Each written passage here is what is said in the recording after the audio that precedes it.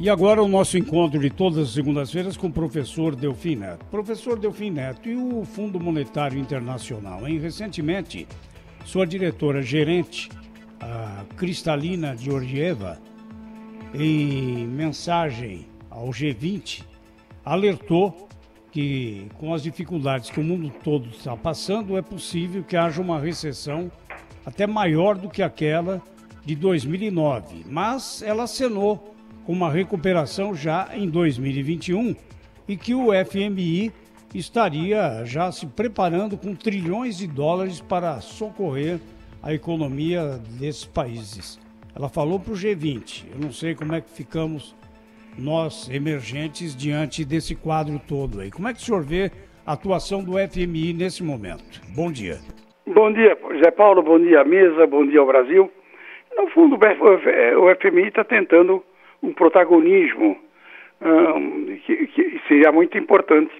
Ele, na verdade, está preparado para atender as emergências de alguns países que vão precisar disso. Não é o caso brasileiro. Na verdade, nossa situação externa é bastante confortável, temos reservas muito importantes. De qualquer forma, o que o FMI está dizendo, eu acho que é uma verdade. Nós estamos diante da possibilidade de uma recessão mundial de proporções que acho que desconhecidas. Você veja, liga isso com a projeção do Banco Mundial de que o PIB brasileiro vai cair 5%, que eu acho que é ligeiramente otimista. Se você olhar, vamos supor que caia 5%. Como a população vai crescer 1%, isso significa que a renda per capita vai cair 6% num ano. Ou seja, praticamente a mesma coisa que caiu nos desastres de 2 anos da Dilma. É um empobrecimento muito sério. É uma crise realmente que precisa de uma compreensão bastante grande para que a gente se una em torno de medidas razoáveis para tentar enfrentá-las. Professor, bom dia. Bom dia, Cláudio. Eu estou aqui meio assustado. Eu estava achando esses 5%. Você não é o único. Eu estava achando esses 5% negativos aí previstos pelo Banco Mundial um exagero. Você acha qual o número mais factível?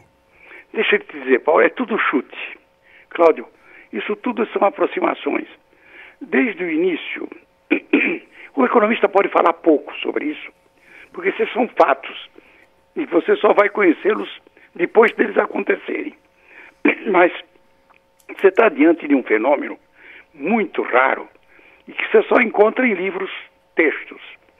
Ou seja, você tinha uma demanda global menor do que aquela que garantia o pleno emprego. Tanto é verdade que nós tínhamos aí 4% de capacidade ociosa. Portanto, a demanda global já era menor do que a demanda de equilíbrio. Com a coronavírus, essa demanda vai cair ainda mais. Ou seja, você tem uma nova queda da demanda global. E a oferta? A oferta antigamente, tá certo?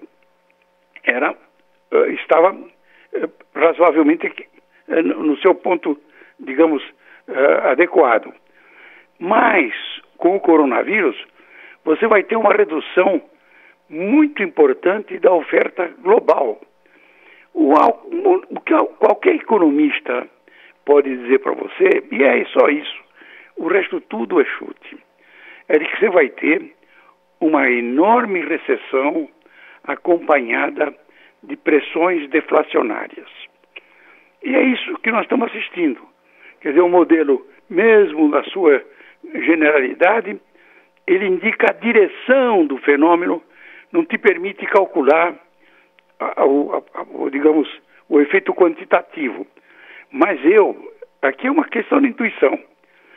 Eu acredito que nós estamos diante nós vamos perder 5, 6% do PIB. Eu tenho dito há muito tempo, de novo reconheço, é puro chute. É simplesmente talvez uma intuição, que pode estar errada. Mas eu já estou dizendo isso faz muito tempo. Acho que eles também não têm muito mais informação do que a gente. E devem estar usando o modelo que nós estamos usando. Então você fica fazendo teus exercícios. Eu cheguei a 6. Eles chegaram a 5. Alguém vai chegar a 4, outro vai chegar a 7.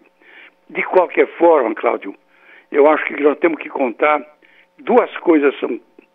Vai haver uma profunda recessão e vai haver uma pressão deflacionária. Os valores vão todos eles cair. E é o que nós estamos assistindo.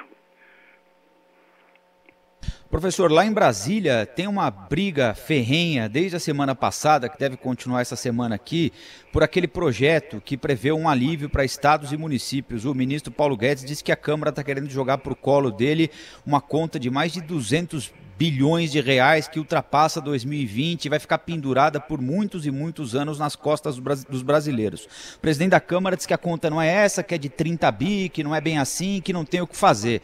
Como ajudar os estados e os municípios agora sem deixar esse esqueleto preso no armário por anos a fio, professor? Deixa eu te dizer, o importante realmente é separar o que é despesa da coronavírus, que é, como eu tenho insistido, uma obrigação moral do Estado. O Estado existe para coordenar nossas ações durante as crises. Portanto, o que for para pagar coronavírus, não se discute.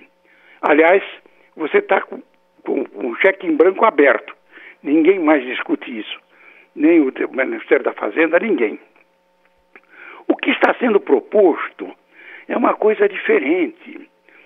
O plano Mansueto era um plano muito equilibrado, em que propunha um acerto de longo prazo das finanças de estados e municípios, muito cuidadoso, porque exigia que os estados se comportassem de uma maneira adequada. Tinham que privatizar as empresas que dão prejuízo, teriam que controlar os aumentos de salário, teriam que respeitar a lei de responsabilidade fiscal. Pois bem, agora o Congresso decidiu transformar esse plano Mansueto num Frankenstein. Ele na verdade, e pior é que estão dando o nome de plano Mansueto de curto prazo. Ele é uma anistia geral, ampla e restrita, para restabelecer pela enésima vez, nos últimos 30 anos, a virgindade das finanças dos poderes subnacionais, à custa de empurrar o aumento das despesas para a União. Eu acho que a Fazenda está certa. É qualquer coisa parecida com 160 bilhões. Como eles conseguiram fazer isso? Conseguiram fazer isso, na verdade, com a conivência dos seus tribunais de conta. Porque os estados têm tribunais de contas próprios, nomeados por ele. Aliás, uma boa parte deles estão prestando contas na justiça.